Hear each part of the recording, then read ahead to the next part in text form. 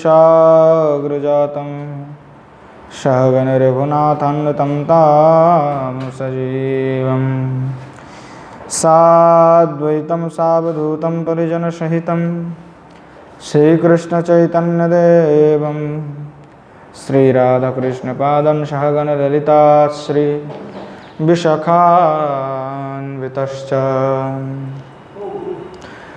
आजानुलम्बितभुजौ कनकावदातो शङ्किर्दनैकपितरौ कमलायताक्षौ विश्वम्भरौ द्विजवरौ युगधर्मपालौ वन्दे जगत्प्रियकरौ करुणावतारौ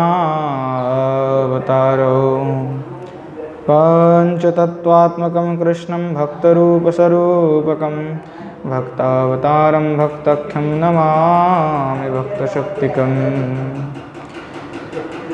गौररामोशमारम्भाम् ईश्वरिणां च मध्यमाम् अस्मदाचार्यपर्यन्तं वन्दे गुरुपरम्पराम्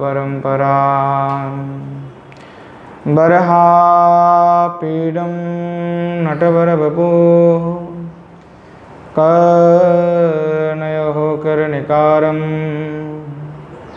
बिभ्रद्वासः कनककोपिशं वैजयन्तीं च मालां रन्ध्रानवेन रधरसुधया पूरयन् गोपवृन्दैर्वृन्दारण्यं स्वपदरमणं प्राविशद्गीतकीर्तिः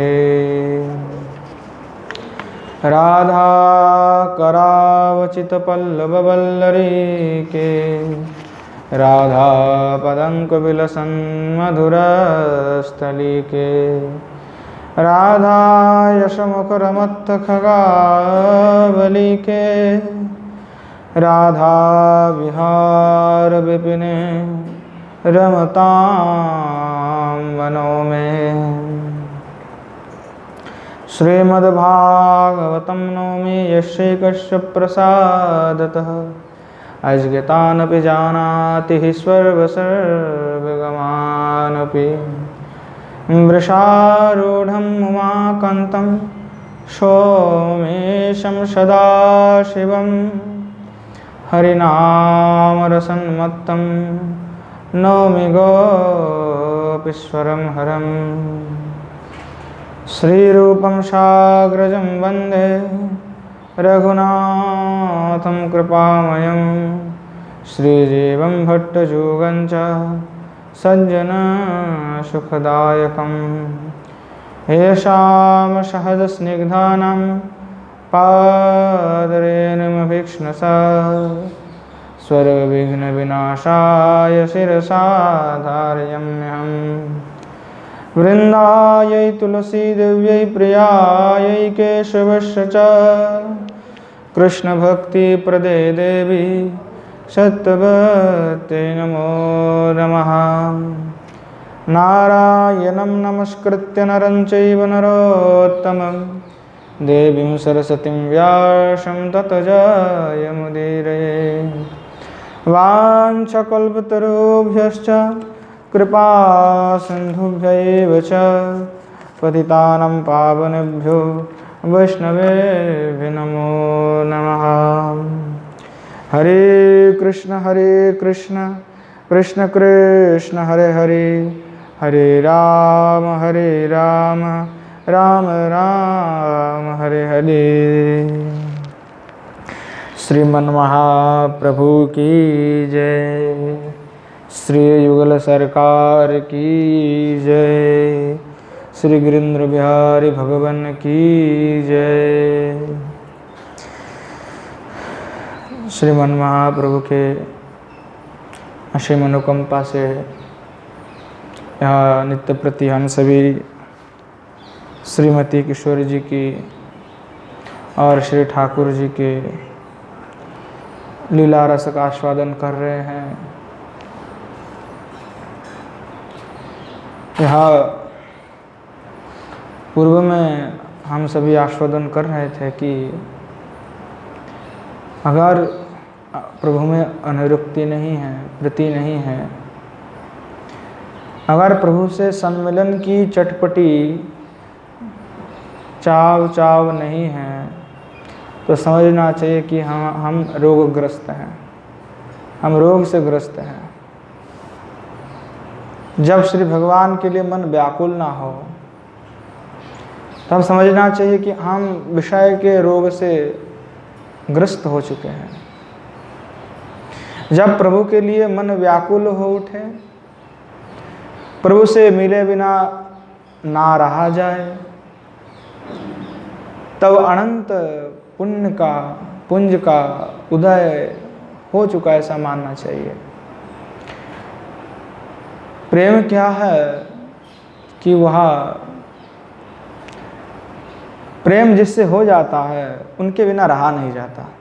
अगर प्रभु से प्रेम हो चुका है तो उनके बिना रहा नहीं जा सकता, उनसे मिले बिना नहीं रहा जा सकता। अगर इंद्रियों पाकर, मन पाकर, हृदय पाकर, ये समस्त इंद्रिय पाकर के भी श्री प्रभु में अनुराग नहीं हुआ, उन पर हम आसक्त नहीं हुए, तो हमारा जीवन ही व्यर्थ है। तो श्री भगवान क्या है कि उनको वशीकरण करने का सामर्थ्य जो है श्रीमती किशोरी जी में है। यो ब्रह्म रुद्र शुक नारद भीष्म द्वारा सहसा नहीं देखे जाते, इसीलिए कहा कि यो ब्रह्म रुद्र शुक नारद भीष्म मुख्य रालक्षितो न सहसा पुरुषस्य तस्य सद्य वशीकरण चरणमनंत शक्तिं तम राधिका चरणरेण मनो स्मरामि। जो ब्रह्म है, जो ब्रह्मा है, शुक है, रुद्र है, नारद है, भीष्म आदि हैं, जो मुख्य भक्त है, उन मुख्य भक्त के द्वारा भी सहसा नहीं देखे जाते। उन श्री भगवान जो कृष्ण है, जो परमानंद कंद है, समस्त ब्रह्मांड के नायक है, उनको तत्काल वशीकरण करने का सामर्थ्य जो है श्रीमती किशोरी जी के चरण रज में ही है।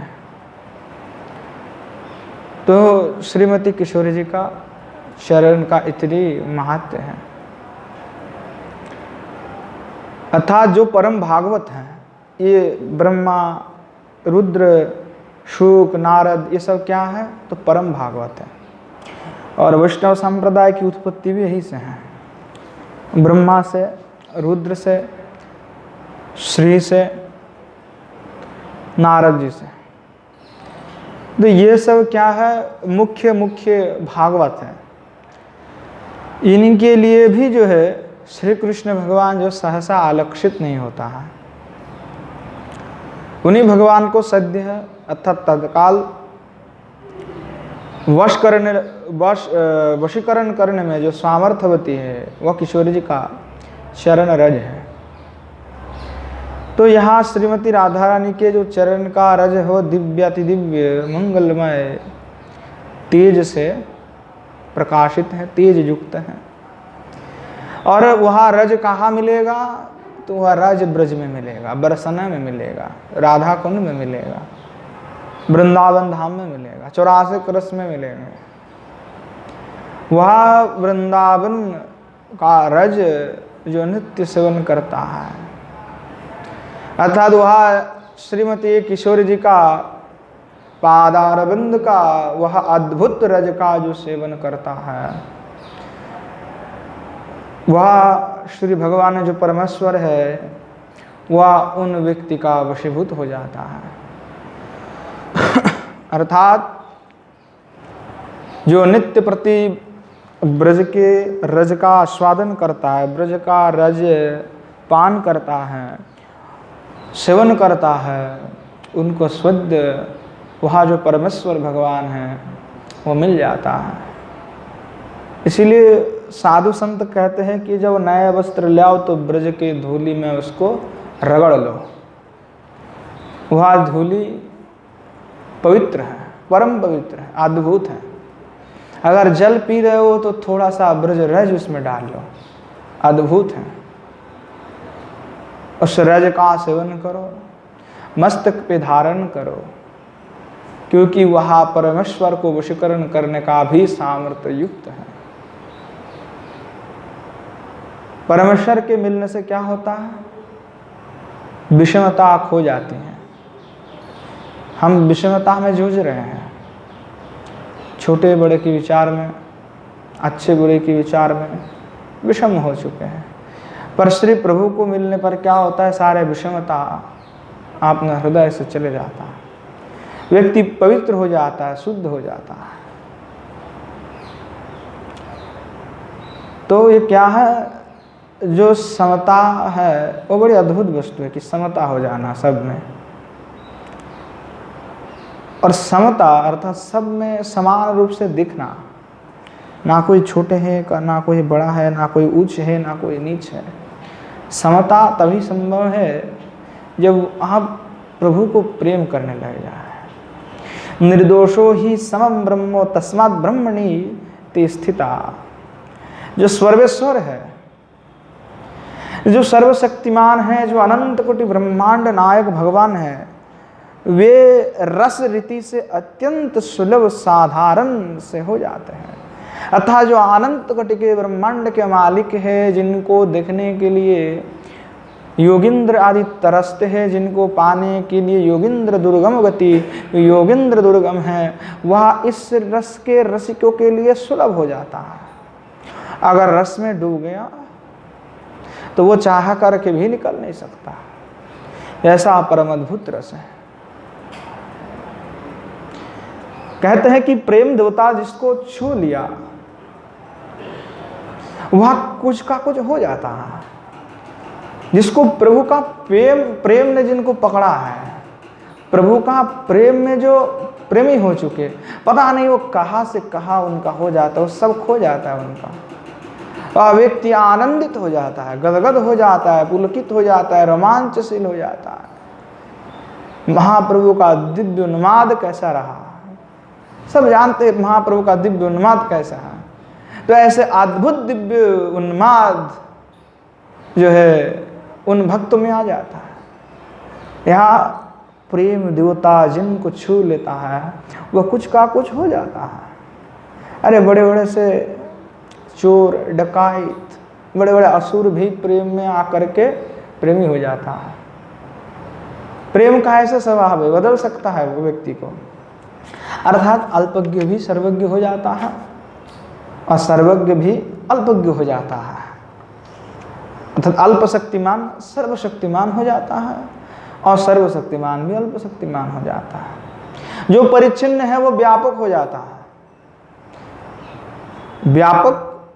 जो व्यापक है वो परिच्छिन्न हो जाता है। इस तरह प्रेम देवता के स्पर्श से कुछ का कुछ हो जाता है, पता ही नहीं चलता है कि कहां से क्या हो गया। तो प्रेम रंग में रंगे हुए प्रेमी के लिए संपूर्ण संसार ही क्या है? तो प्रेमास्पद है। और प्रेमास्पद वह प्रियतम हो जाता है, क्योंकि सर्वत्र जब प्रभु का दर्शन होने लग जाए तो सब कुछ क्या है? तो प्रियतम है। जिसमें पूर्व दिन हमने कहा था क्या कि हली का जैसे रंग है, तो रंग क्या होता है? प्रेम रंग है। जो किशोर जी रंग सब में छिड़क रहे हैं, और रंग जो छिड़कता है, उड़त गुलाल लाल भय अंबर, अंबर मतलब आकाश। गुलाल के उड़ने से क्या होता है? आकाश पूरा लाल हो जाता है। उपलक्षण क्या है? तो आकाश है। इस सारे भौतिक प्रपंच का, इस भौतिक जगत का भौतिकता भी मिट जाता है। कब मिटता है? जब व्यक्ति सर्वत्र प्रभु का दर्शन करता है। जैसे आकाश में लाल रंग छाने पर आकाश को थोड़ी नीला दिखाई पड़ेगा, वो तो लाल ही दिखाई पड़ता है। अब कोई कमरा है, बंद कमरा है, अंधेरे, उसमें अगर लाल बत्ती जला देते हैं तो सारे वस्तु लाल दिखाई पड़ता है। दिखाई पड़ता है कि नहीं पड़ता? चाहे कोई भी वस्तु हो, लाल ही दिखाई पड़ता है। तो प्रभु के प्रेम में जो रंग जाता है, उनको सर्वत्र प्रभु का ही दर्शन होता है। उनको उच्च नीच की विचार नहीं रहता। जो उन्मत्त हो चुके हैं उनके लिए तो सब वही दिखाई पड़ता है। तो इसमें क्या होता है कि भौतिक जगत की जो भौतिकता है वो मिट जाता है।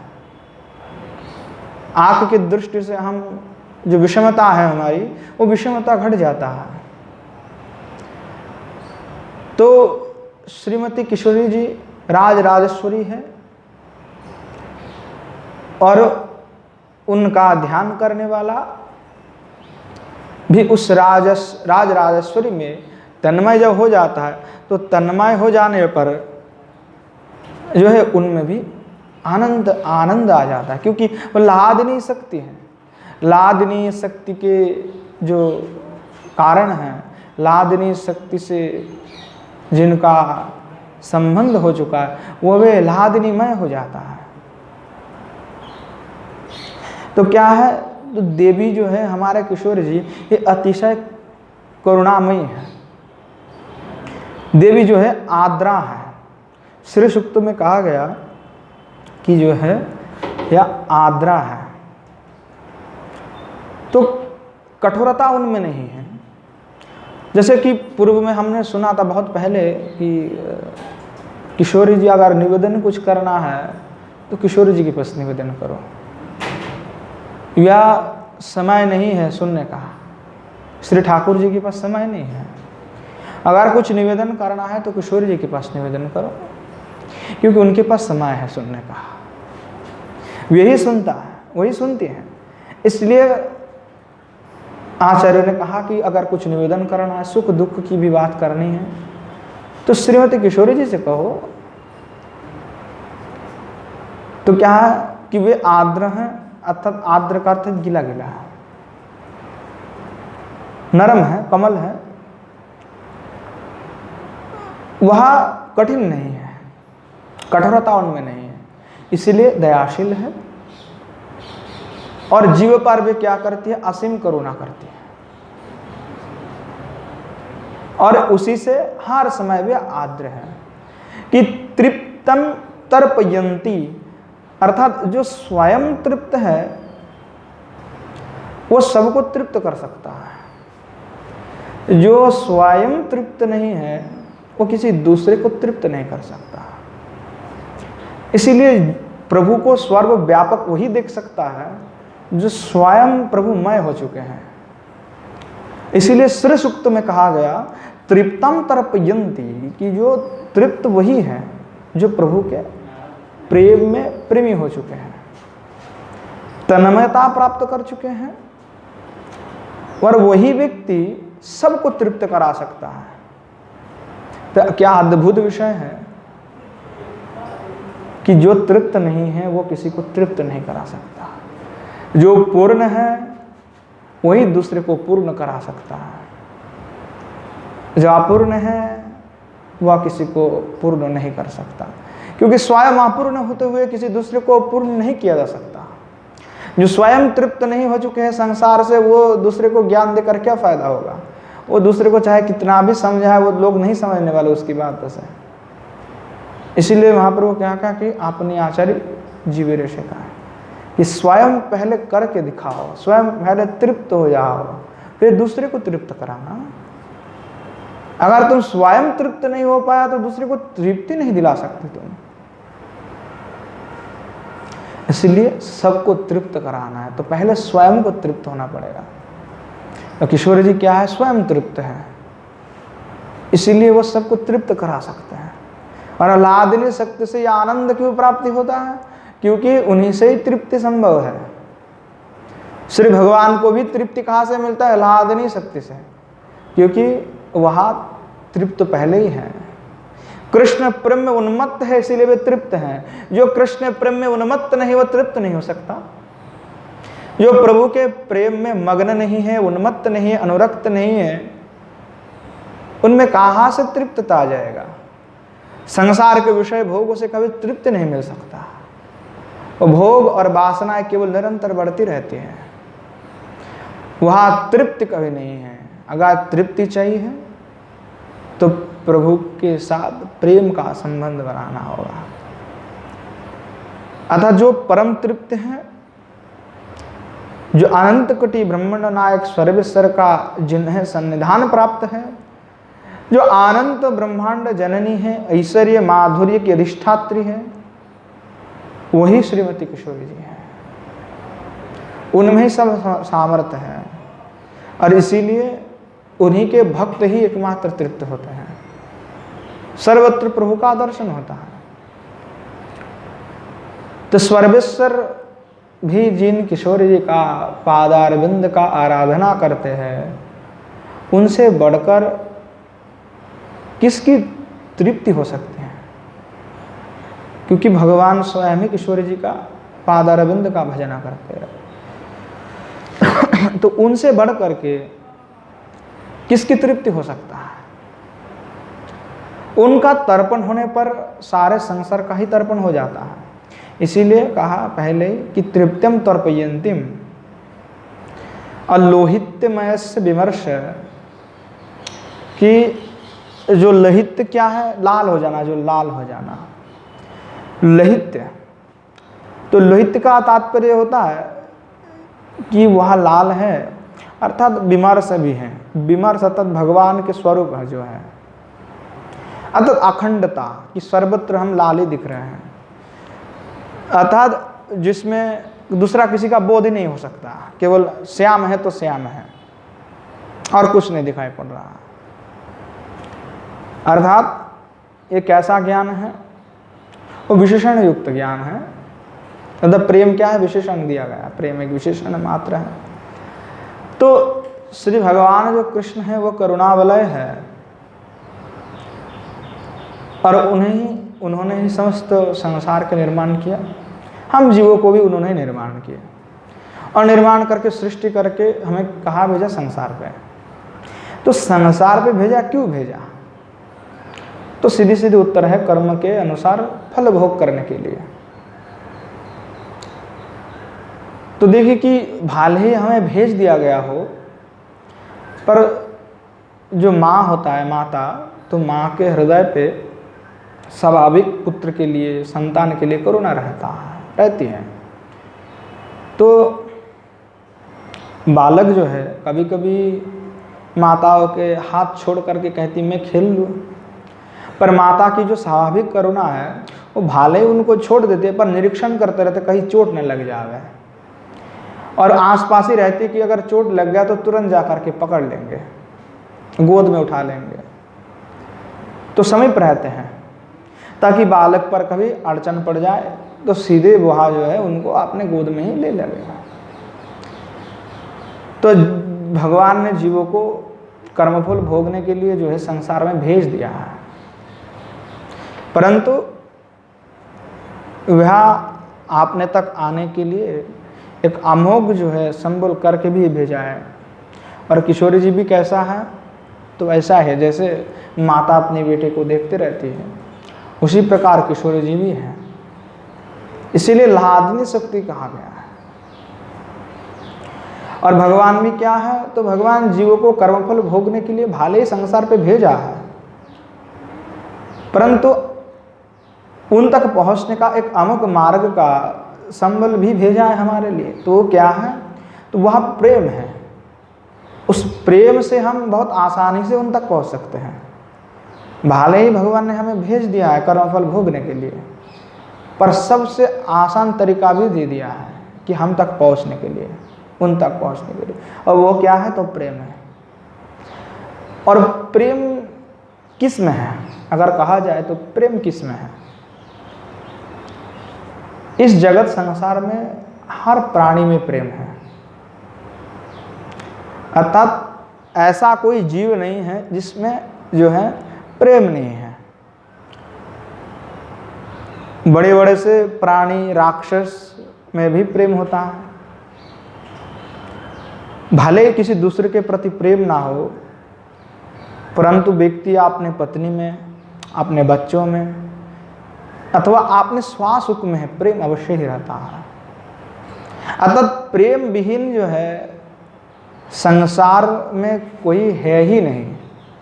चाहे व्यक्ति अपने बच्चे से प्रेम करे, अपने पत्नी से प्रेम करे या स्वयं से प्रेम करे, तो प्रेम के बिना संसार में कुछ होता ही नहीं है ही नहीं कोई।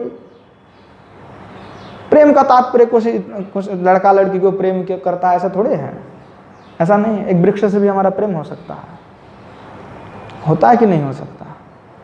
हमारे घर के बगल पे एक वृक्ष है, वहाँ पे आकर के रोज एक पंछी आकर के खड़ा रहता है, उससे प्रेम हो सकता है, क्यों नहीं हो सकता। प्रेम का तात्पर्य है, हम लौकिक जगत में क्या समझते हैं कि स्त्री और पुरुष का ही प्रेम जो है वो प्रेम है, पर ऐसा नहीं है। एक गौ माता से भी प्रेम हो सकता है, किसी जीव से प्रेम हो सकता है, किसी व्यक्ति से प्रेम हो सकता है, किसी वस्तु से भी प्रेम हो सकता है। तो भगवान से भी प्रेम होता है कि नहीं हो सकता। जब इतने सब कुछ से प्रेम हो सकता है तो भगवान से क्यों नहीं प्रेम होगा।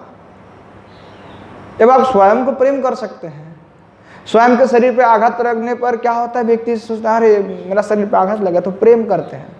अगर प्रेम करते हैं तभी तो मलहम पट्टी लगाते हैं कि ठीक हो जाओ।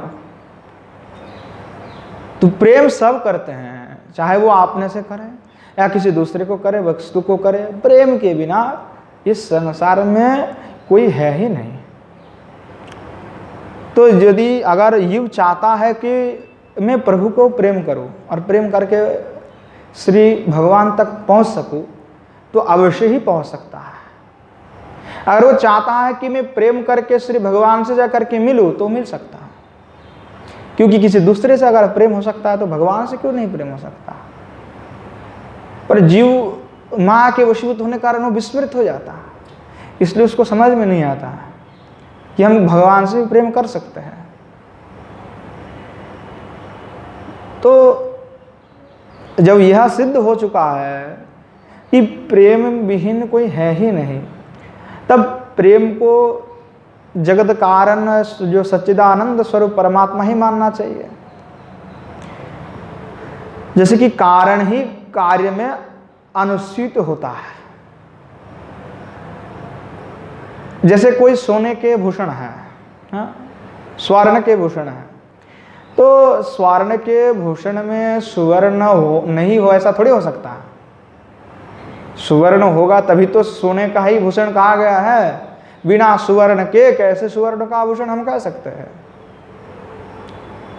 ऐसे कोई मिट्टी का घड़ा है, मृद घट जिसको कहते हैं, अगर कोई मिट्टी का घट है तो उसमें हम ये नहीं कह सकते ना कि मृत्तिका नहीं है इस पर।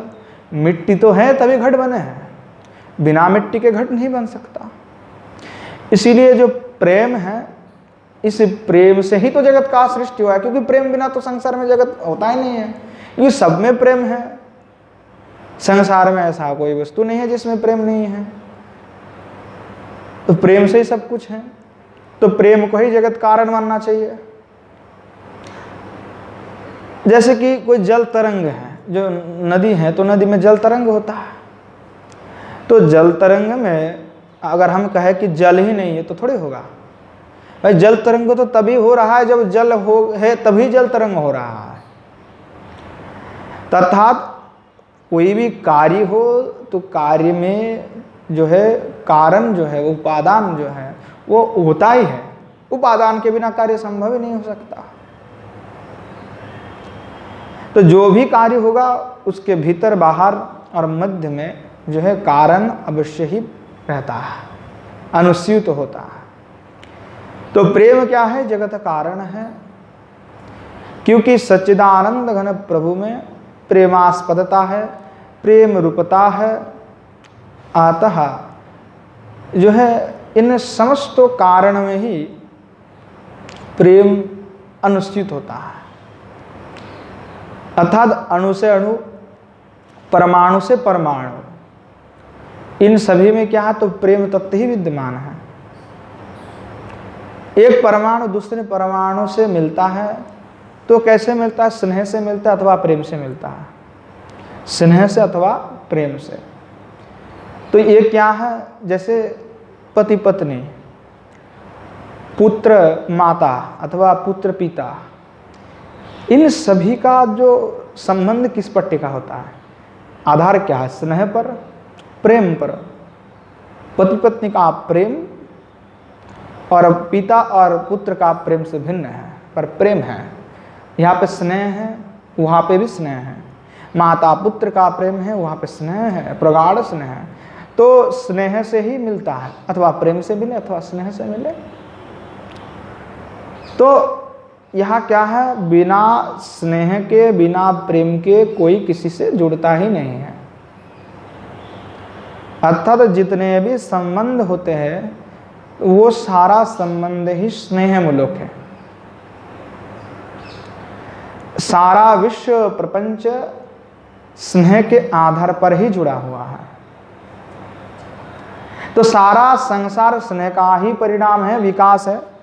और स्नेह जो है सब में ही है, अनुस्थित है। तो स्नेह के बिना होगा नहीं। तो जब सबसे स्नेह हो सकता तो प्रभु से क्यों स्नेह नहीं हो सकता?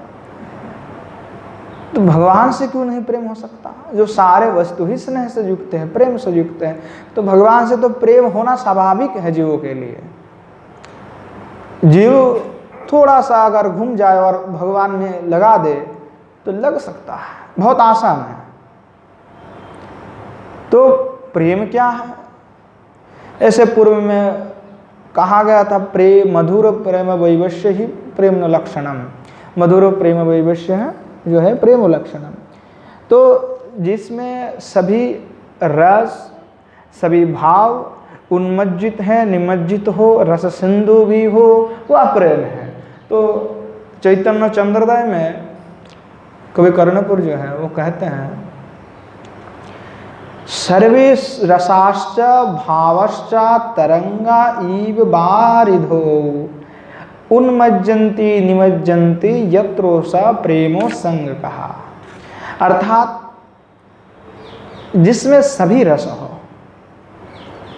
सर्वे रसाश्च सब रस विद्यमान हो, और भावश्च सभी भाव विद्यमान है।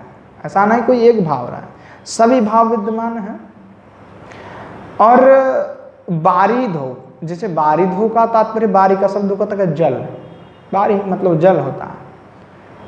तो बारिध हो जैसे कि जल जो है समुद्र में क्या होता है, लहर आता है और चले जाता है, तो उन्मज्जित भी होता है और निमज्जित भी होता है। तो वो भी हो, और वह जो है रस सिंधु हो, वह जो रस का सिंधु है वही प्रेम है। तो इस तरह जो है सभी जीवों के पास, अर्थात समस्त प्राणी के पास, अर्थात प्राणी मात्र में ही प्रेम है।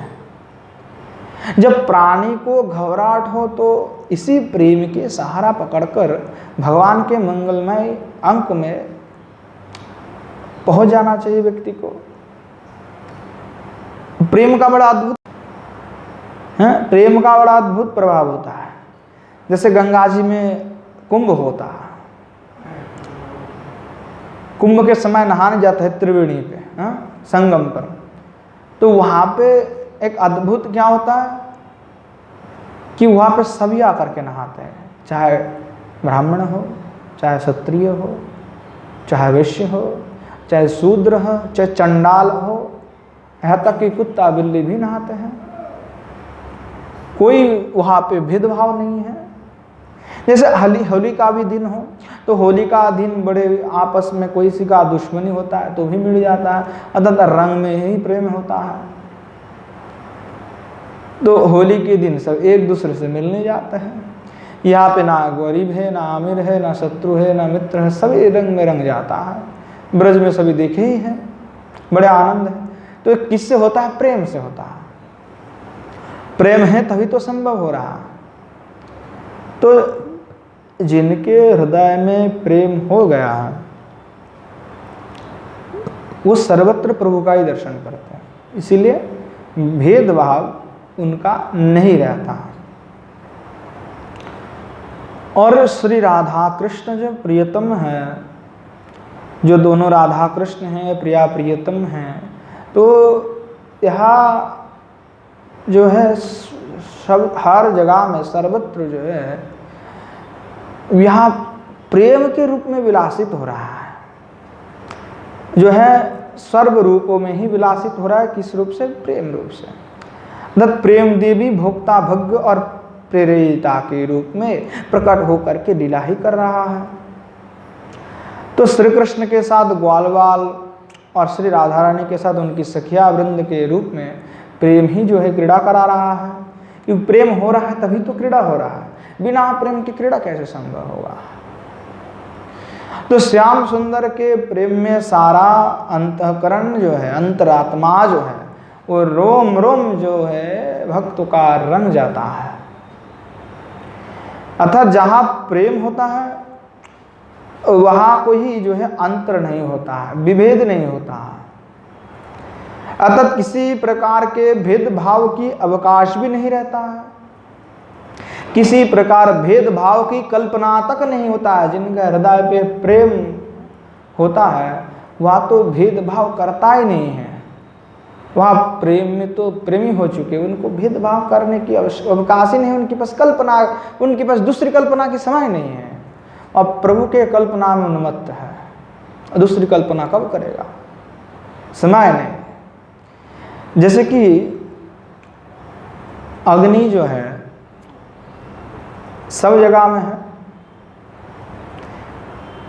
अर्थात अग्नि कहाँ रहता है? काष्ठ में रहता है। तो ऐसा कोई काष्ठ है जिसमें अग्नि ना हो? ऐसा कोई काष्ठ क्या है जिसमें अग्नि ना हो? अवश्य है कि हार काष्ठ में ही अग्नि है। तो हारे काष्ठ में जो है अग्नि है, तो काष्ठ में अग्नि प्रकट करने के लिए जो है दूसरी काष्ठ से उसका संबंध जोड़ना पड़ता है। अगर किसी एक काष्ठ में जो है अग्नि जल रहा है तो दूसरे काष्ठ में भी अग्नि है, पर उस अग्नि को प्रकट करने के लिए, अर्थात उस दूसरे अग्नि को, दूसरे जो काष्ठ में अग्नि को प्रज्वलित करने के लिए जो दूसरी जो काष्ठ है उसके साथ संबंध जोड़ना पड़ता है। अगर जैसे दूसरी काष्ठ उस जलते हुई काष्ठ में देंगे तो वह भी अग्नि को पकड़ लेता है। तो संबंध जोड़ने से जो है स्वयं ही अग्नि जो है उस काष्ठ में प्रज्वलित हो जाता है। अतः जो अव्यक्त अग्नि वाले काष्ठ का व्यक्त अग्नि वाले काष्ठ से संबंध जो जुड़ते ही उसमें भी अग्नि का प्राकट्य हो जाता है। तो श्याम सुंदर और उनकी प्राणेश्वरी राधा रानी में प्रेम प्रकट है, हाँ? दोनों में प्रेम प्रकट है, तब अग्नि विद्यमान है। अगर जो जीव है उस जीव के हृदय में भी प्रेम है, क्योंकि पूर्व में ही तो सिद्धांत हो चुका है कि समस्त जीव में प्रेम है, तो प्रेम का प्रकाश कैसे हो सकता है? जैसे अग्नि काष्ठ में अग्नि है, हार काष्ठ में अग्नि है, पर जो जलती हुई काष्ठ है उसी में दूसरा काष्ठ देंगे तभी तो ये जलेगा। इसमें तो काष्ठ में अग्नि पहले से है, अंदर है। तो क्या हुआ कि जो भगवान श्री राधा कृष्ण है, जो प्रियतम है, इन दोनों में तो प्रेम है और जीवों में भी प्रेम है। तो संबंध अगर भगवान से जुड़ जाए तो अग्नि जल जाएगा कि नहीं जलेगा? जैसे अग्नि दूसरी लकड़ी, दूसरी लकड़ी में संयोग करने पर अग्नि जल गया, उसी प्रकार जीव में वहाँ प्रेम प्रकाश होता है और वह होता है। इसीलिए उस प्रभु से संबंध जोड़ लिया जाए। अन्यत्र जो प्रेम और प्रेम का आश्रय और उसके विषय में भेद है, पर यहाँ पे भेद नहीं है। जो प्रेम है वही उसका आश्रय है, वही और वही उसका विषय भी है। ऐसे स्थिति में अर्थात जो प्रेमात्मक प्रियतम श्री राधा माधव ने जिनको छू दिया है वही शुद्ध प्रेमी हो गया। छूने का तात्पर्य कि कृपा कर दिया, उन पर वह लादिनी अंश को प्राकर्षण कर दिया, तो क्या है, वह भी प्रेममय हो गया। फिर तो यहाँ शुद्ध प्रेम में जो है वहाँ भी प्रेमी हो गया। तो रंग, रोली, आबिर, ये सब वस्तुएं के जो है इनके स्पर्श से ही जो है शुद्ध प्रेम रूप हो जाता है। देखिए ये जो सब जो है सांसारिक पदार्थ जो है भागवत स्पर्श मात्र से भगवत स्वरूप हो जाता है। जैसे कैसे होता है? जैसे गंधक होता है, गंधक और पारद होता है।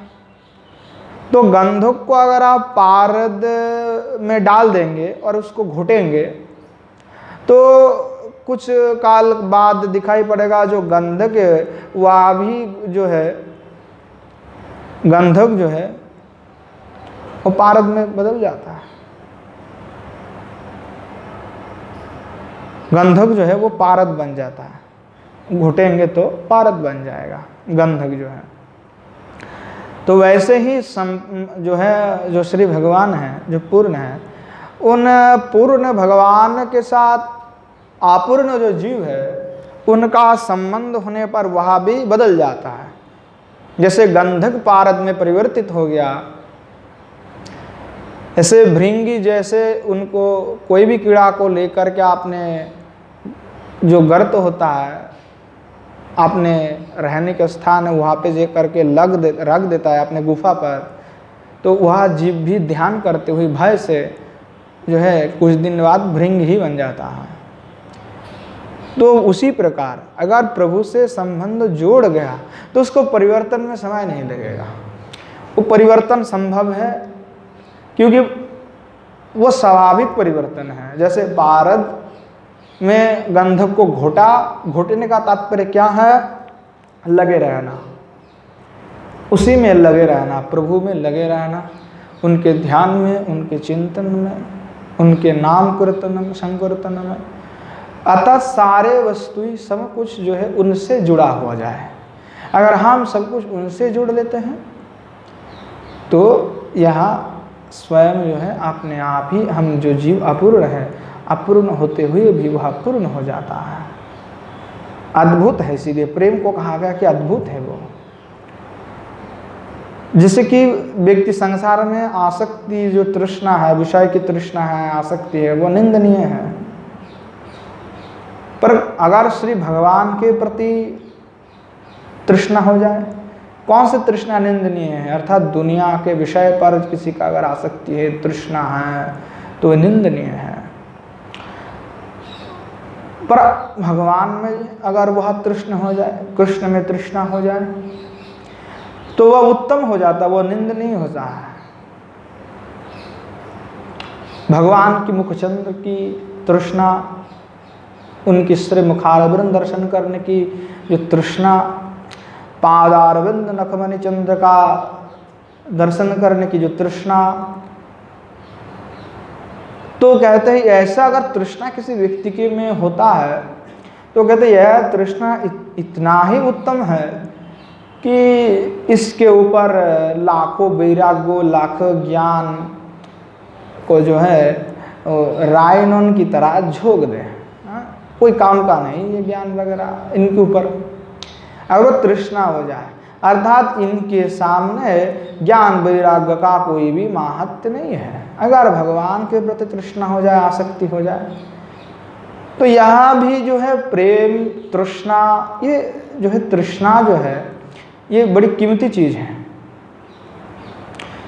तृष्णा बड़े भाग्य से मिलता है क्योंकि जीव जो है किसी ना किसी विषय पर आसक्त होता है, किसी ना किसी के ऊपर किसी दूसरे का तृष्णा भी रहता है। तो तृष्णा अर्थात आसक्ति हम संसार पर हैं अथवा किसी विषय पर हैं, किसी व्यक्ति के ऊपर हैं, किसी वस्तु के ऊपर हैं।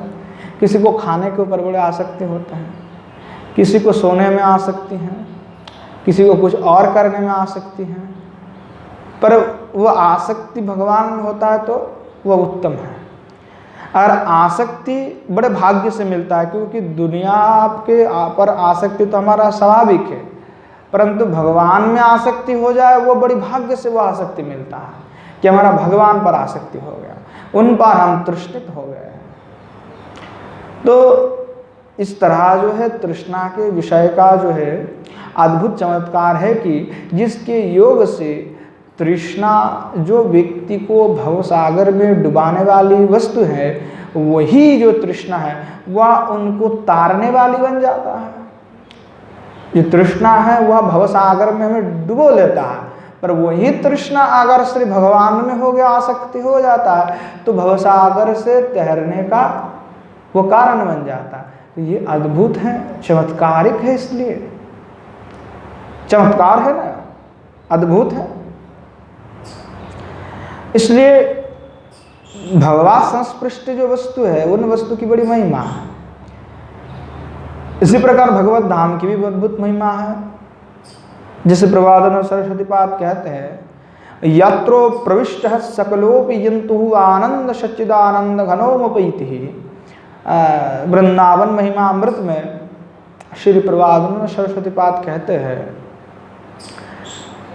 कोई चाहे पापी हो, चाहे पुण्य आत्मा हो, चाहे देवता हो, चाहे राक्षस हो, वृंदावन धाम में प्रविष्ट होकर जो है सद्य अर्थात तत्काल ही जो है वो आनंद घन हो जाता है, सदघन हो जाता है, चिद घन हो जाता है। किस प्रकार से होता है?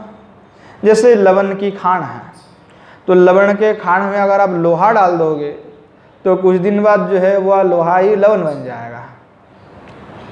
लवण के खान में किसी भी वस्तु को आप डाल के दो, वो लवण ही बना लेता है उसको। ये उसका अति अद्भुत आश्चर्य है। लवण के खान में आप रख दो, देखना वो आराम से जो है उसको लवण का ही खान बना लेता है। क्यों? थोड़े दिन में बन जाता है। भले तत्काल नहीं बना लेगा पर थोड़े दिन में तो बन ही जाएगा। वैसे ही वृंदावन क्या है? तो आनंद की खान है। तो इसमें जो कोई प्रविष्ट होता है वह तत्क्षण आनंद घन हो जाता है। हाँ, ये बात दूसरी है कि सभी व्यक्ति को जो है उस आनंद घनता की अनुभूति जो है तत्काल नहीं हो पाता है। जो आपने में आनंद घनता के प्राकट्य को व्यक्ति तत्काल जो है अनुभव नहीं कर सकते, नहीं कर पाता। ठीक वैसे ही जैसे आनंद घन श्री भगवान कृष्ण को यशोदा रानी आनंद घन नहीं समझ पाती थी, जैसे लौकिक माता अपने लौकिक प्राकृत बालक का बोध देती हैं, उसी प्रकार माँ यशोदा ने भी भगवान कृष्ण को अपने पुत्र को कुल पुत्र ही मानते थे। और अद्भुत प्रेम है, भगवान मानते ही नहीं थे। इसीलिए तो ओखल में बांध गया, ओखल में बाधा इसीलिए बबंधो प्राकृतम यथा। तो यशोदा रानी को यह नहीं मालूम पड़ा कि मैं अनंत कोटि ब्रह्मांड नायक को बांध रही हूं। ऐश्वर्य अधिष्ठात्री महाशक्ति ने भगवान को बांधने के उपक्रम को देख करके सोचे, अरे हमारे देखते देखते यह आज अनंत अवृच्छिन्न को कैसे बांधेंगे। मतलब जो योग माया है सोचने लगे, हमारे प्रभु को कैसे बांध लेंगे। और माता यशोदा इधर हट कर लिया कि आज तो कृष्ण को बांध करके ही छोड़ूंगा। कहां तक नहीं बांधेगा, इसको बांधेंगे आज। आखिर ये तो हमारा बेटा ही है, हमारे लाला है, तो बात कर ही रहूंगी इसको। तो जो है दोनों का टांटा पड़ गया। दुनिया भर की रस्सी बटोरते बटोरते बांधने की कोशिश भी की, पर 2 अंगुल छोटी 2 अंगुल कम हमेशा ही पड़ जाता है कि द्वयम गुलोना मभुत्तेनो तदपि 2 अंगुलम नूना, कि 2 अंगुल कम क्या। तो आचार्य लोग कहते हैं कि भक्तों का परिश्रम पूरा हो जाए और भगवान की अनुकंपा उछल जाए तो 2 अंगुल की कमी पूरी हो जाए। भक्तजन परिश्रम अभी पूरा नहीं हुआ और भगवत अनुकंपा का अभी आविर्भाव नहीं हुआ, यही जो है बांधने में देरी है। तो बांधे जो नंद रानी जो है थक गई है पर बांध नहीं पाया, वे हाँपने लगी। गरम गरम श्वास श्याम सुंदर के श्री अंग में लगा और मैया के माथे की पसीना की बूंद भी जो है श्री अंग में श्री भगवान के पड़ी। तो भक्तों का परिश्रम पूरा हुआ, भगवान का ध्यान गया कि माँ का परिश्रम पूरा हो गया, तो अनुकंपा प्रकट हो गई, 2 अंगुल की कमी भी पूरी हो गई। जैसे साधारण बालक को उसकी माँ बांध देती है, वैसे ही अनंत अखंड अपरिच्छिन्न श्याम सुंदर को माँ यशोदा ने बांध दिया।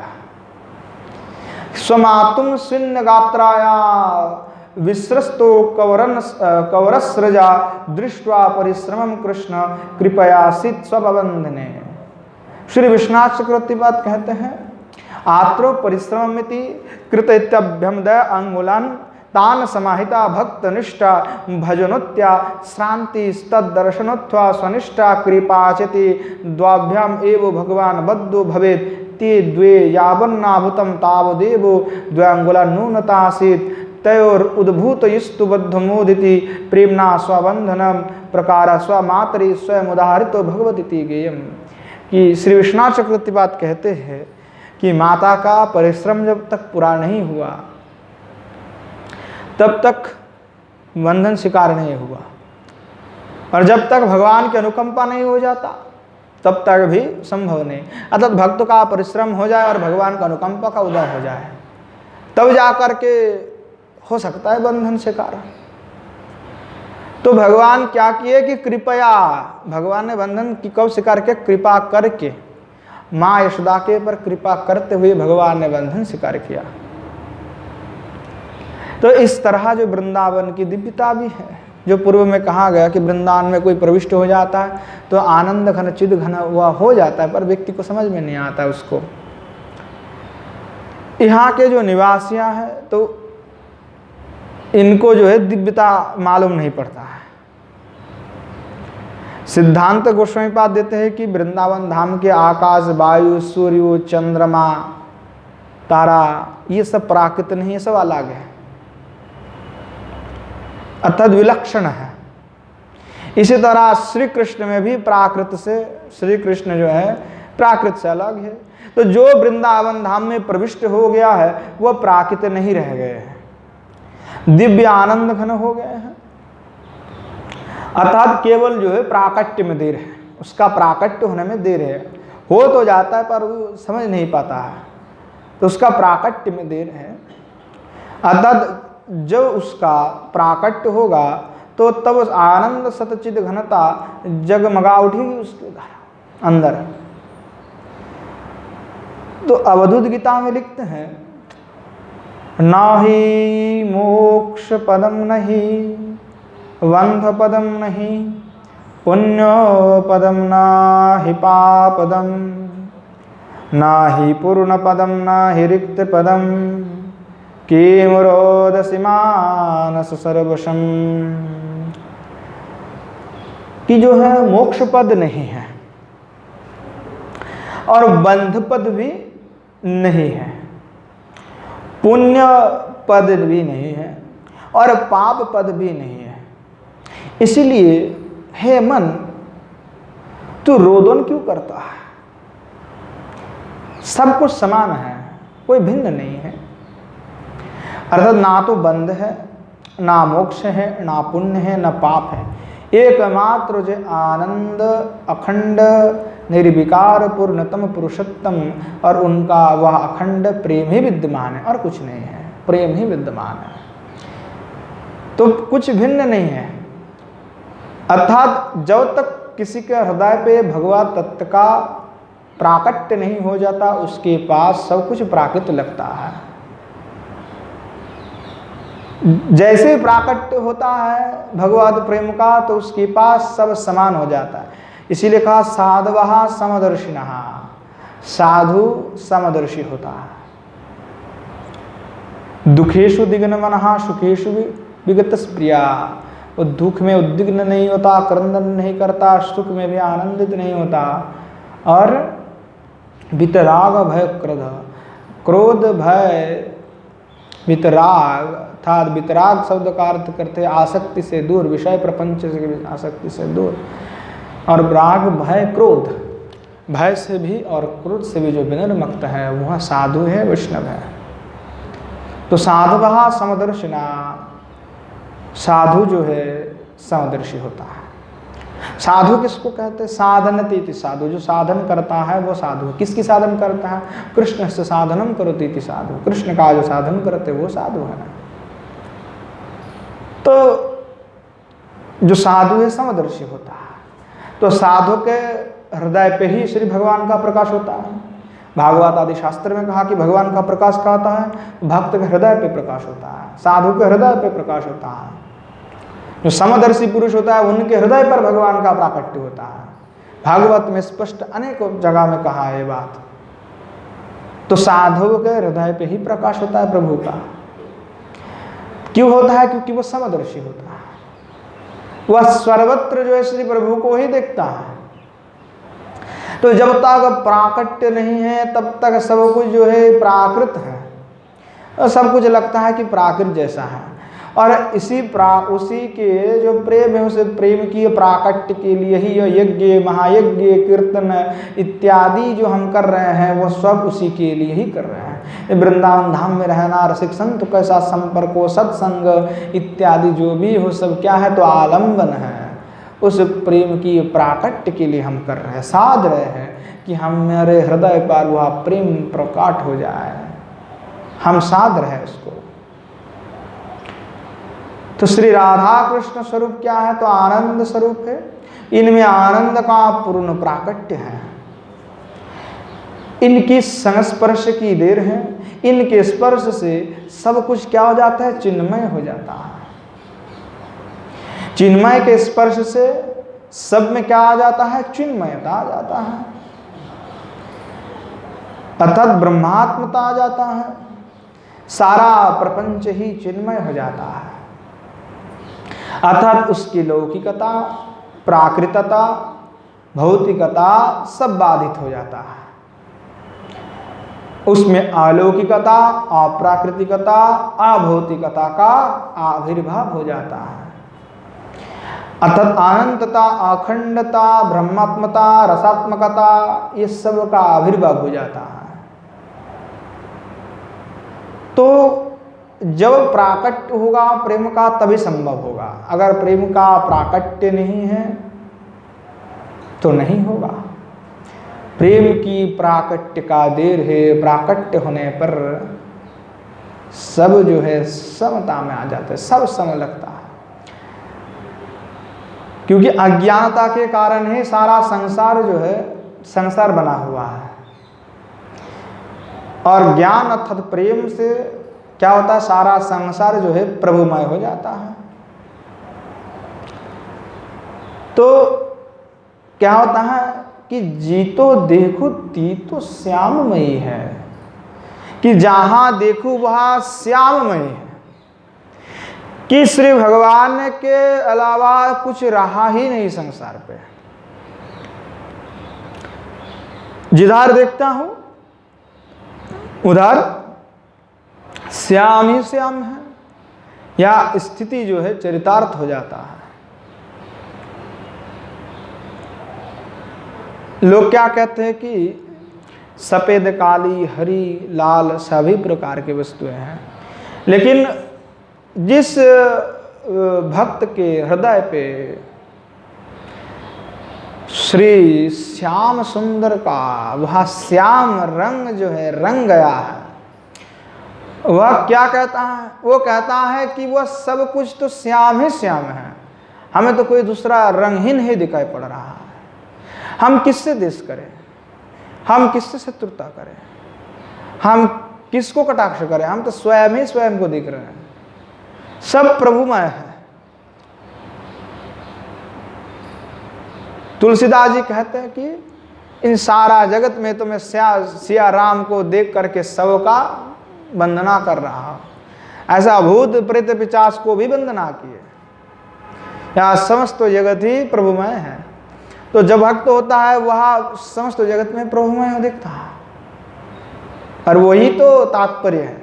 और देखें तो सब कुछ जो है श्याम श्याम ही दिखाई पड़ता है, श्याम के अतिरिक्त और कुछ दूसरा दिखाई ही नहीं पड़ता है। अर्थात क्या है?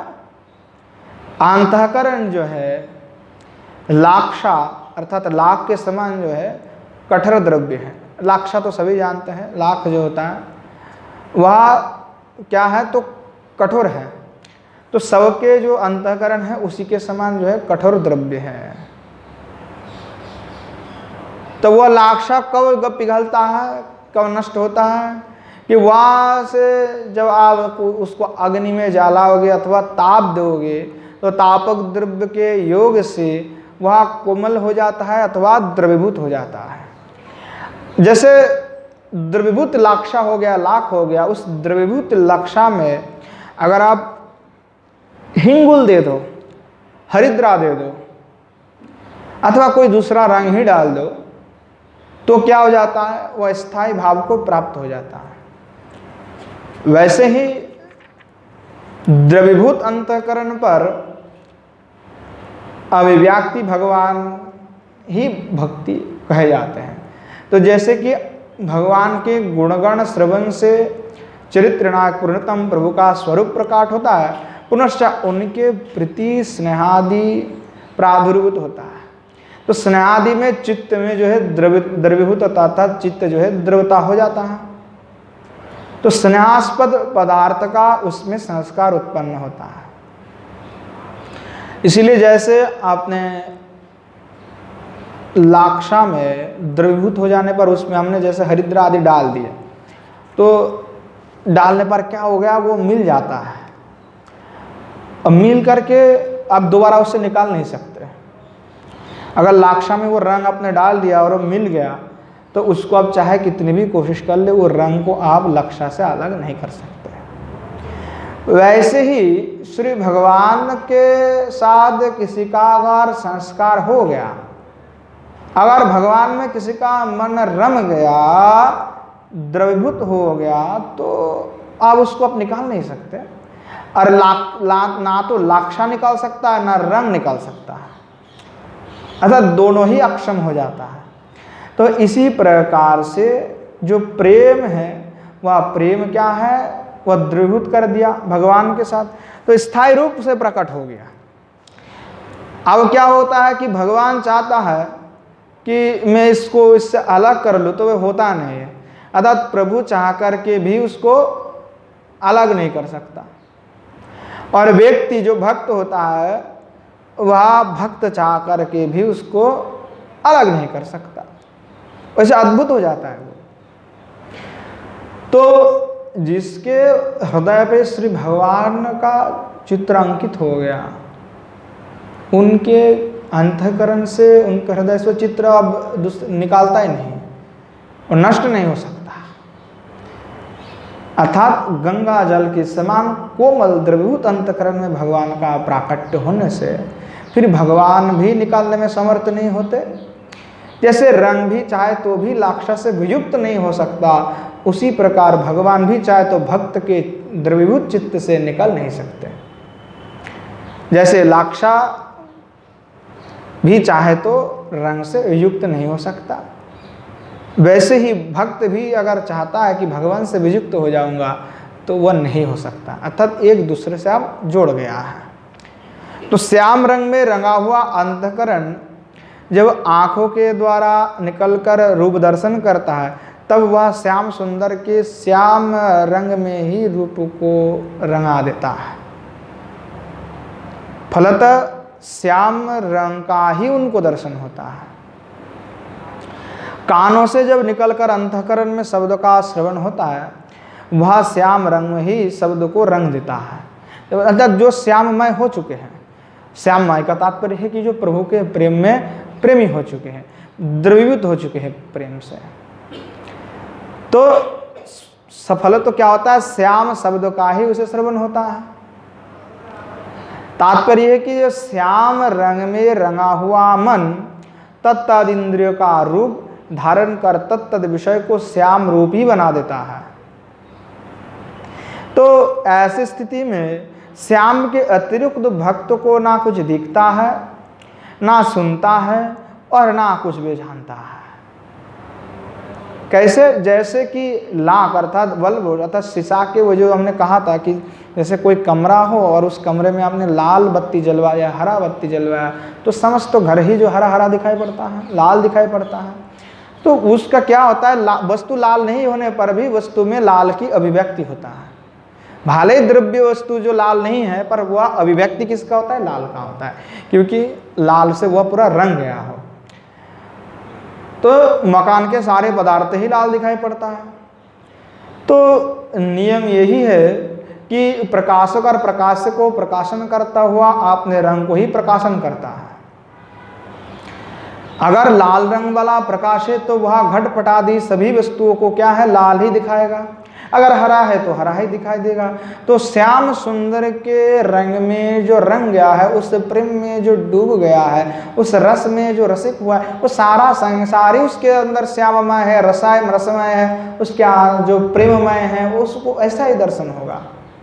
तो प्रभु के प्रेम में जो सही में रंग जाता है तो सारा जगत ही श्याम रूप उनको स्फुरित होने लगता है। श्याम रूप छोड़ करके उनके हृदय पर कुछ स्फुरन होता है नहीं। तो इसीलिए जो संत महात्मा होते हैं उनको तो कोई दूसरे से कोई लेना देना नहीं होता, वो आपने स्वयं में ही डूबे रहता है, मस्त होकर के भजन करता है। वो कहता है भाई हमें क्या देश है, हमें कोई देश नहीं है, किसी से कोई झगड़ा नहीं है, किसी से कोई क्रूरता नहीं, किसी से बर्बरता नहीं है, हमें तो अपने से मतलब है, हम तो केवल श्याम की उपासना करते हैं और हम श्याममय हो चुके हैं।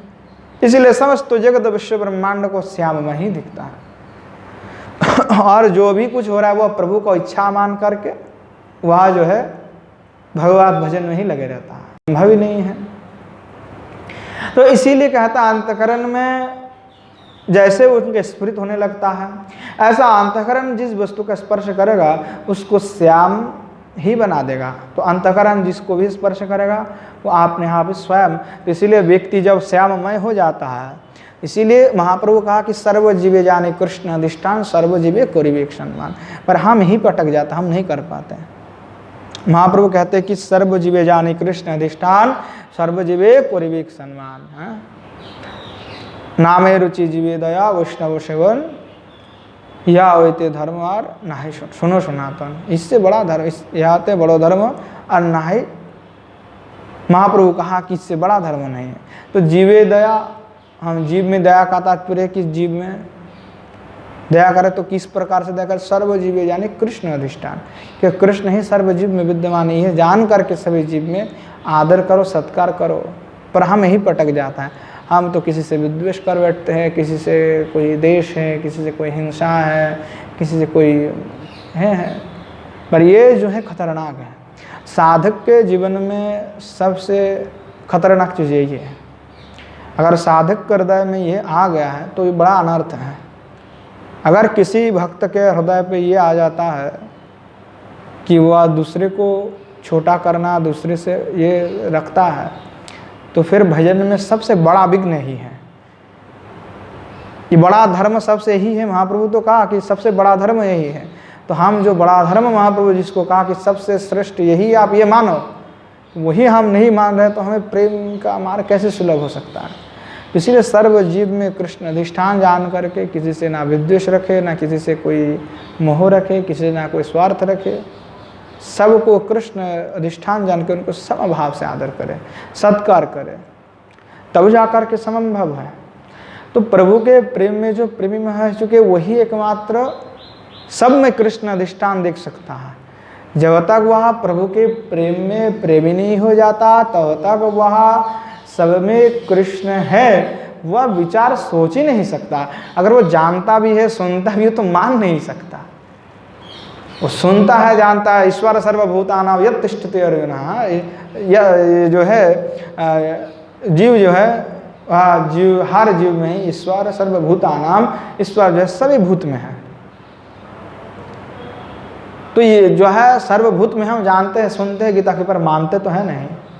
अगर हम मानते तो किसी को दुख ना देते, किसी से वैर ना रखते, किसी से कोई स्वार्थ नहीं रखते, किसी से कोई द्वेष नहीं रखते, किसी को कटाक्ष नहीं करते, किसी को गालियां नहीं देते, किसी से हमारा बैरी भाव नहीं हो जाता।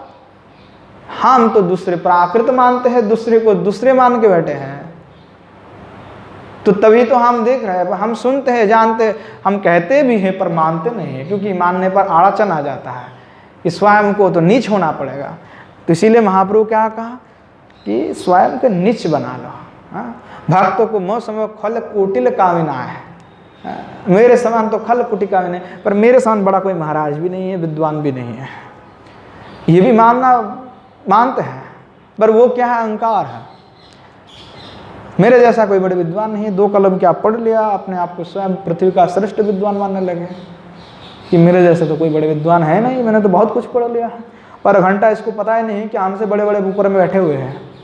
तुम क्या जानो, तुमने 2 किताब कितने साल से पढ़ लिए हो, तुमसे बड़े बड़े विद्वान बैठे हुए हैं। और नायमात्मा प्रवचन ने लभ्या, भाई विद्वान को थोड़े भगवान मिल जाएगा, तो भक्तों को मिलता है। प्रभु क्या विद्वान को वशीभूत है? विद्वान बैठ कर के कोई हजारों श्लोक लिख देगा तो उससे भगवान प्रसन्न नहीं है। और कोई भक्त जो अपना लौकिक भाषा में भी उसको प्रार्थना करेगा तो भगवान वही सुनेगा। उनको संस्कृत सुनने से आदत नहीं है कि आप संस्कृत ही कहना पड़ेगा, ऐसे थोड़े है। स्तुति करेंगे तो हम संस्कृत लिखने के तात्पर्य क्या है कि थोड़ा बड़ा ही हो जाता है कि हम भी बड़े विद्वान हैं, संस्कृत में स्तुति लिख रहे हैं। देखो रामचरितमानस लिख दिए, चैतन्य चरितामृत लिख दिए, कहाँ संस्कृत है, प्राकृत भाषा है। फिर प्रभु प्रसन्न हुए कि नहीं हुए, उसे प्रसन्न होता है कि नहीं होता है। नरोत्तम दास ठाकुर का इतने पदावली है बंगाल में, प्राकृत भाषा है, तो प्राकृत भाषा कहा जाता है इसको। तो विद्वान की आवश्यकता तो यहाँ पे नहीं पड़ता, वैराग्य की आवश्यकता नहीं है, योग की आवश्यकता नहीं है, यहाँ पे प्रेम की आवश्यकता है। पर प्रेम तभी होता है जब वो श्याम रंग में रंग जाता है, प्रभु के प्रेम में रंग जाए तो वह किसी से द्वेष ना रखे, सर्व में समभाव हो जाए। तो समभाव की तो संभावना, समभाव कर ही नहीं पाते जीव, इसलिए फल जाते बार बार, क्योंकि भाई किसी ना किसी से बैर हो ही जाता है, देश हो ही जाता है, वही पे अटक जाता है। भगवान प्राप्ति बहुत आसान है, पर आसान क्यों नहीं होता पता है, वही पे अटक जाता है कि सब कुछ प्रभु को दे दिया फिर भी उससे विद्वेष है। तो मेरे से ज़्यादा भक्त बन के फिरता है, हाँ, मेरे से ज़्यादा भक्त देखो बड़े बड़े तिलक वगैरह करके बैठा है, मेरे से बड़ा भक्त बन रहा है, क्या जानता मेरे बाद में आया है देखो, तो ये अड़चन हो जाता है। हाँ, कौन आगे आया कौन पीछे आया इसका निर्णय कौन कर सकता है, पता नहीं कौन वो अनंत काल से भगवान की उपासना करते आ रहा है। हम तो इसी जन्म में आया होगा, हम तो इसी जन्म में आए होंगे, पता नहीं वो व्यक्ति कितने हजारों साल जन्म से कर रहे होंगे भगवत भजन।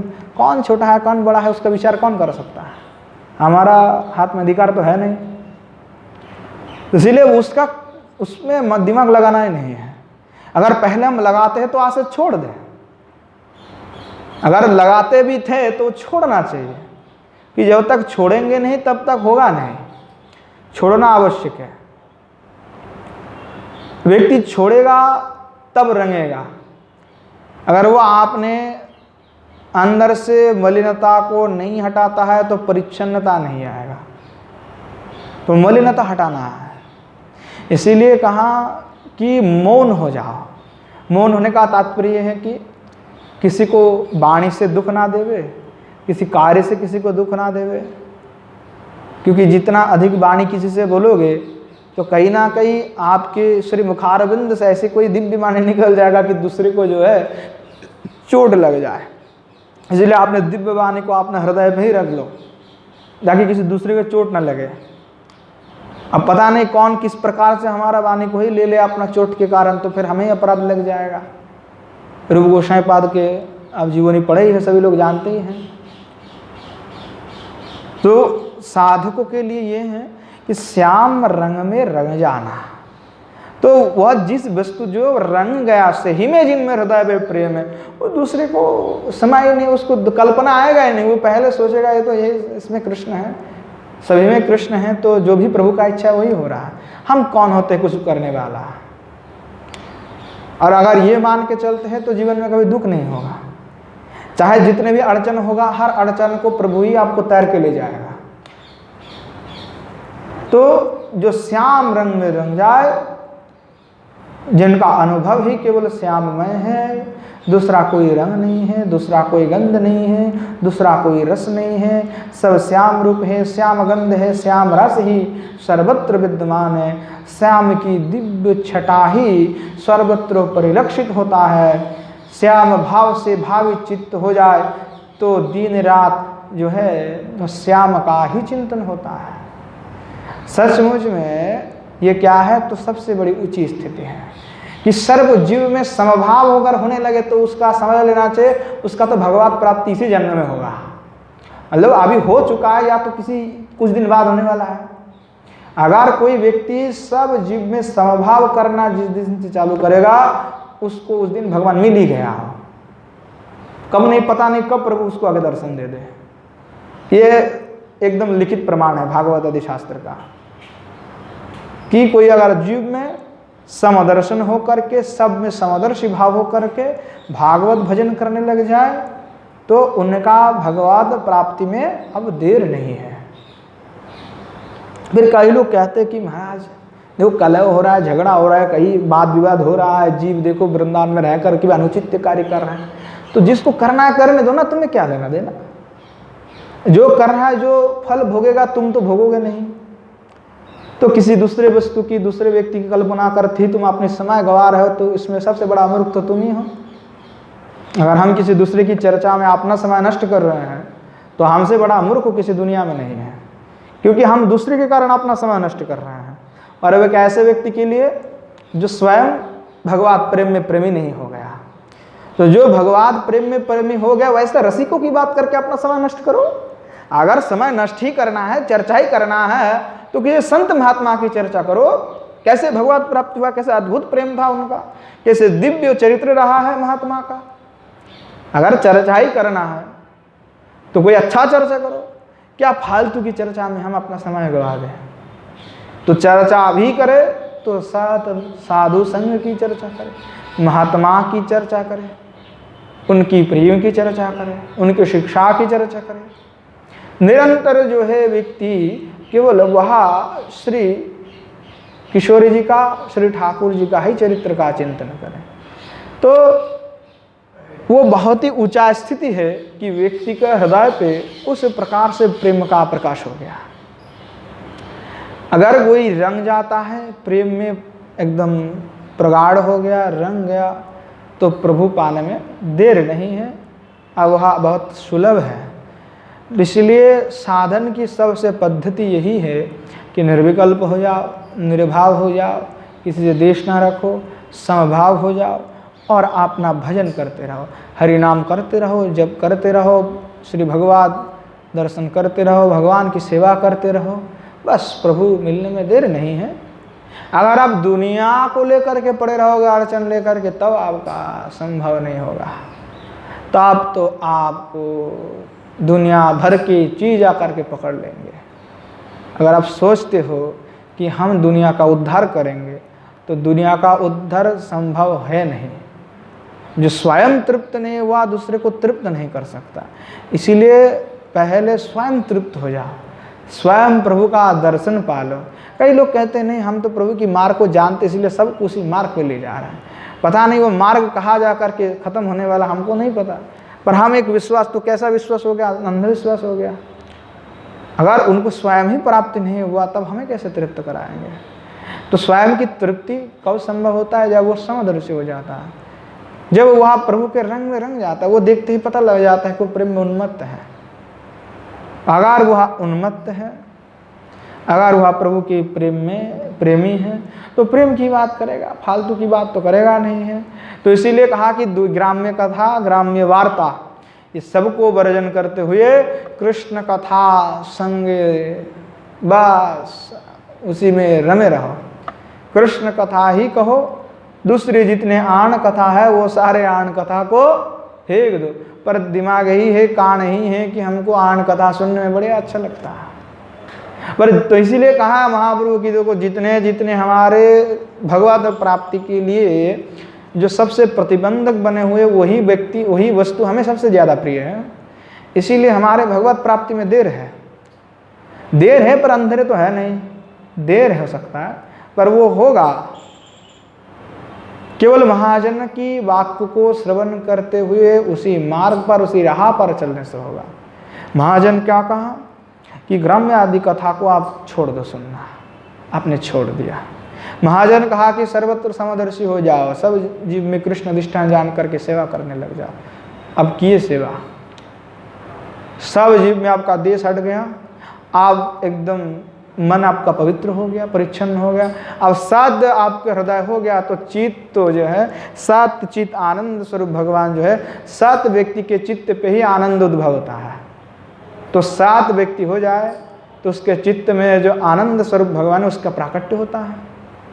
तो सत चित आनंद का ही है, जैसे कहते हैं सत चिद आनंद भगवान है, तो सत चिद आनंद क्यों का जो सत है उसी सत्य साधक के हृदय पे ही जो है उनके चित्त पे ही श्री भगवान का प्राकट्य होता है। तो साधक जब तक उस रंग में रंग ना आ जाए तब तक वह संभव नहीं, तथा प्रभु के प्रेम में वह प्रेमी हो जाए, क्योंकि सारा संसार प्रेम से ही सृष्ट है, प्रेम सब में है। तो जब सब में ही प्रेम है तो भगवान को भी प्रेम किया जा सकता है। सब में प्रेम है तो भगवान में प्रेम नहीं होगा? क्यों नहीं होगा? होगा। वह पूर्ण प्रेम तो उसी को कहा जाए जो श्री भगवान में हो जाए। इसीलिए थोड़ा क्या है कि हमारे जैसे कि हमको इसी पेड़ को जल देना है, दोनों तरफ 2 पेड़ है, तो हमको इस तरफ जो पेड़ है इधर मुरझाए हुए पेड़ है जो मर चुका है और इधर जो है ताज़ा है, हरा है, हमको देना है इधर पेड़, अर्थात ये विषय है और ये श्री भगवान है। अगर हम जल देते हैं तो हमको मोड़ को बस घुमा के देना है। अगर हमने आसक्ति विषय राग सब इधर दे दिए तो सब कुछ खत्म, कुछ नहीं होने वाला। अगर हमने इधर मोड़ दिया, श्री भगवान को उधर उन्मुख कर दिए, तो वो क्या हो गया? श्री भगवान सेवा में लग गया, उन्हीं में रम गया। तो जीव के पास सब कुछ है, प्रेम भी है, स्नेह भी है, सब कुछ है, बस मोड़ने की काम उनको करना है। अगर वे स्वयं को मोड़ देता है तो भगवत प्राप्ति बहुत आसान है, सुलभ है, क्योंकि वह जीव को यहाँ भेजा और जीव को यह सुलभ मार्ग भी दिया कि वो उनको प्राप्त कर ले, और वो सबसे सुलभ मार्ग है प्रेम की मार्ग। और बहुत कुछ करने की आवश्यकता नहीं है कि केवल वहाँ प्रेम में प्रेमी हो जाए तो बस, और क्या चाहिए?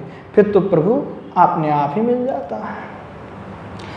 इसीलिए श्री भक्तों, श्री आचार्य लोग कहा कि देखो इन संसार की दुनिया की झंझाटों को जो बात है सबको त्याग दो, दे करके प्रभु का चिंतन में जो है दिन रात जो है प्रभु का चिंतन में ही अपना समय बिताओ। देखना आपको प्रभु अवश्य ही मिल जाएंगे, कोई देर नहीं है। वह प्रभु एक ना एक दिन भगवान जो है सब जीव को मिलता ही है। तो आप प्रेम करोगे तो आपको जल्दी मिलेगा, अगर उनसे प्रेम करोगे तब वह प्रसन्न भी होगा। इसीलिए साधक को साधना में एकाग्रता हो करके, दिनहीन हो करके, महाजनों की मार्ग के अनुसरण करते हुए निरंतर भजन करते रहना है। तो भजन का फल क्या है? भगवत प्राप्ति। तो भगवत प्राप्ति तो हो ही होएगा। तो आज समय हो चुके हैं, आज यहीं पे कथा के विश्राम देते हैं। जय जय श्री राधे श्याम निताई गौर हरि बोल। श्रीमन महाप्रभु की जय, श्रीमन महाप्रभु के समस्त पार्षद वृंद की जय, श्री नवद्वीप धाम की जय, श्री युगल सरकार की जय, श्री गिरिराज गोवर्धन की जय, श्री गिरिंद्र बिहारी भगवान की जय, श्री यमुना मैया की जय, श्री वृंदावन धाम की जय, श्री पंडित बाबा की जय, श्री कृपा सुंदरदास बाबा जी महाराज की जय, श्री विष्णुदास बाबा जी महाराज की जय, समस्त संत वैष्णव भक्त वृंद की जय, आपन आपन गुरु गोविंद की जय, आज के हरि कथा की जय, भागवत निवास की जय। जय जय श्री राधे श्याम निताई गौर हरि बोल।